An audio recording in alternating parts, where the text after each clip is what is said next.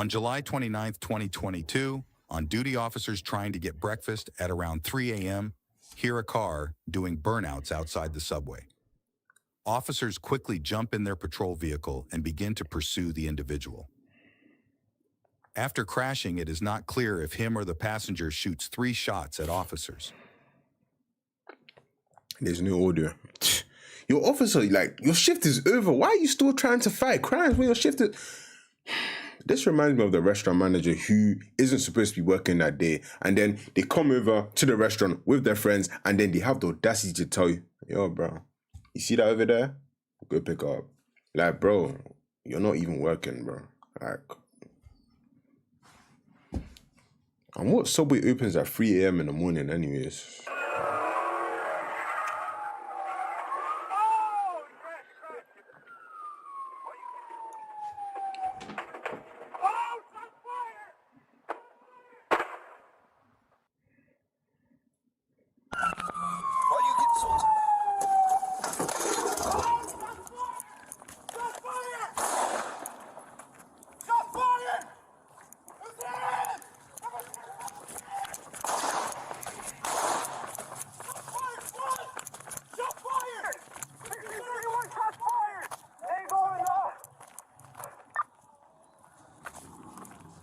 Shots fired where? 1631, where are you at? Shot fired at the police! Shot fired by the police! We're at Nagel and Higgins, right behind the subway. We got an offender right behind the subway. Nagel and Higgins, 10-1, shots fired by the police and at the police. Nagel and Higgins, 10-1, shots fired at the police and by the police. Hey, Dan, are you okay? Are you hit? Yes, Sam, I'm good. Where are you at? I'm on the other side. I'm on the... Alright, I need another unit over there and an available sergeant to supervise. Squad, 10-1, this guy's still here. Get units here! Alright, can I get another unit over there, please? Nagel and Higgins. Take your forms on! What's this? 1631, are you okay? Did you get hit? Where are the shots I'm fired? okay. I think I'm alright. Alright, 1631, did you get hit? No, squad, I'm good. It's gonna be a male Hispanic, short hair with a beard, black t-shirt and shorts on. Chicago police! Male Hispanic, short hair with a beard, black t-shirt and shorts on. Chicago police! Higgins and Natchez. Set up perimeter. He's still here. Set up perimeter. Go about, I would say go about 3 blocks. Go about 3 blocks west from Natchez. Let's set up perimeter. He didn't come down Higgins. Alright, so we need to set up a perimeter about 3 blocks west of Natchez. Officer, raise your gun down, Chicago bro. police! No, please. Let me see your hands. Chicago police! Who's there? Unit coming in, was that 1634? 10-4, 1634 on scene. If all of the units can please keep the air clear for now. Officer, no one is there, bro.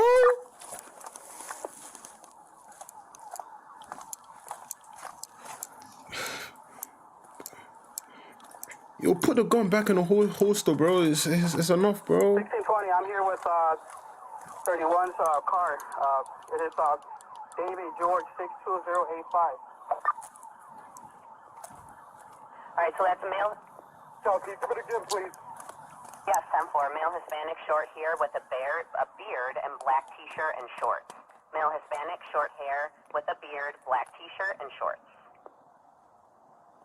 Yes, 10-4. Male Hispanic, short hair with a beard and black t-shirt and shorts. He went down the alley here going westbound. With a beard. He shot at me and Dan. He was doing a donut right here in the middle, and then he crashed. When he crashed, we came out. I went to get behind him. He jumped out the car and shot at us. He went westbound through the alley, yeah. God damn, officer, you nearly took out your teammate, bro. God damn. Grabbing breakfast at 3 a.m. in the morning at Subway, pointing and waving your gun around like you're unarmed, almost taking out your teammate. Officer Dan, how long have you been a cop for, bro? Because these actions is like, it's your first day training. It's like they just decided, yo, let me just let Officer Dan out on the field. Let's see what he can do. Anyways, let me get this story super straight. The cop was off duty, went to Subway at 3 a.m. in the morning to grab breakfast.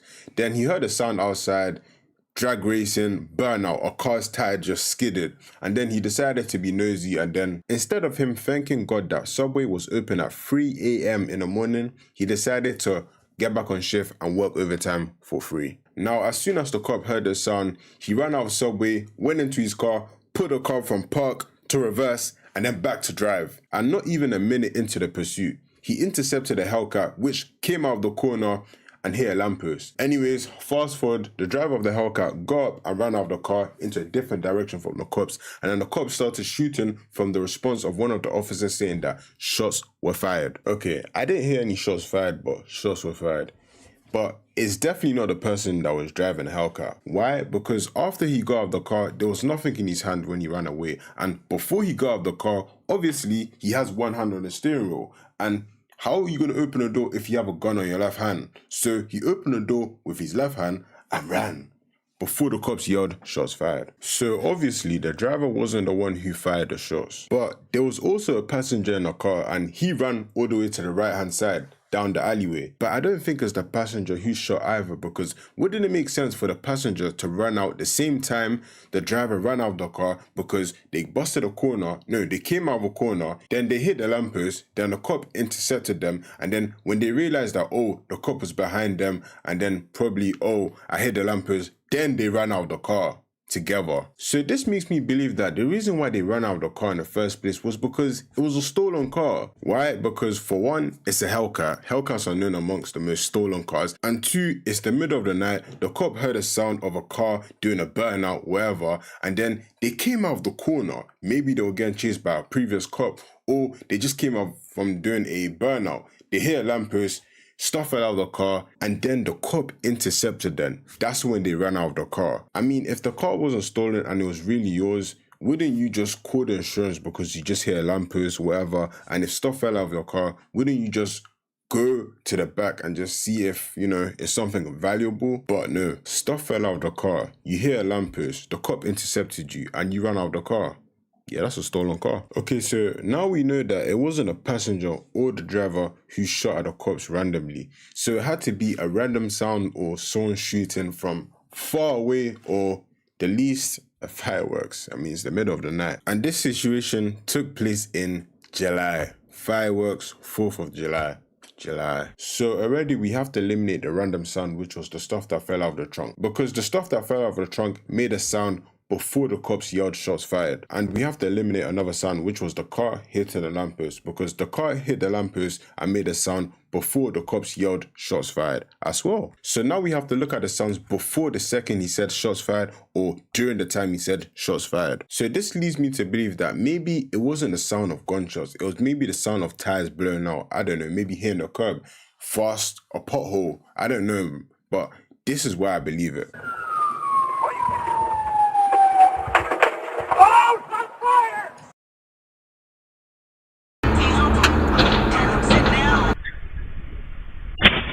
You might call me crazy, but maybe it was not a gunshot. Maybe it was the sound of the tires popping because, I don't know, the Hellcat hit the curb. Or maybe when the officer was off duty, during the time he muted his body cam, I don't know, he probably called backup, and then when the backup came from behind, when the officer had already intercepted the Hellcat, that backup's car tire probably hit the curb and blew out and made the gunshot sound. And judging by the way you handled the situation, the way you treated everything in general, the way you were even speaking to the dispatcher, shots fired, where you at? Shots fired.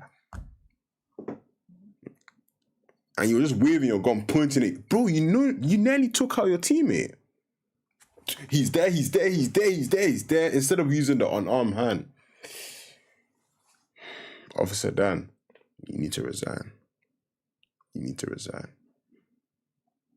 That job is not for you, bro.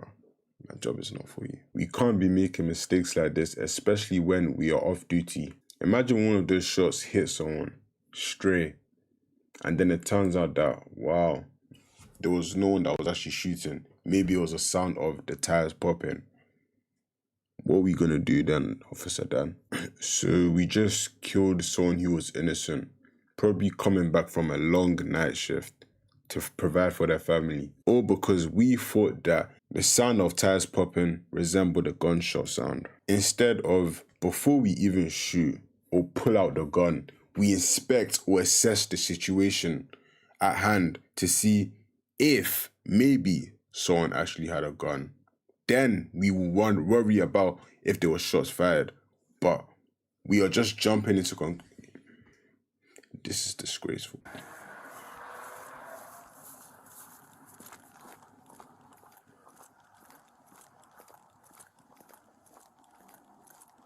That's the walk of shame. 10-4.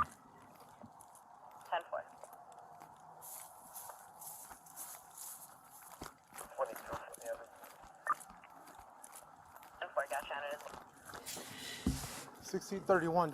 I'm standing by at Natchez and Higgins just in case I see him cut through try to hit at yards. So I'm standing by at Natchez and Higgins. Can you let my partner know? I want to know where he's at.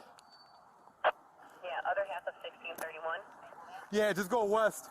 231 Still waving a gun. Jesus Christ! to the rear of the subway. I just put you on the shooter, bro. Northbound of Higgins.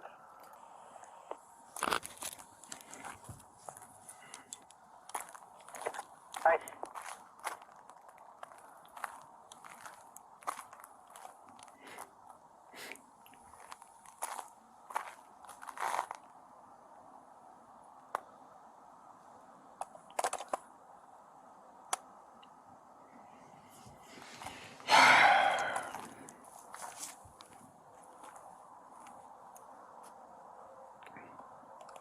Get PH1, see if they're out here.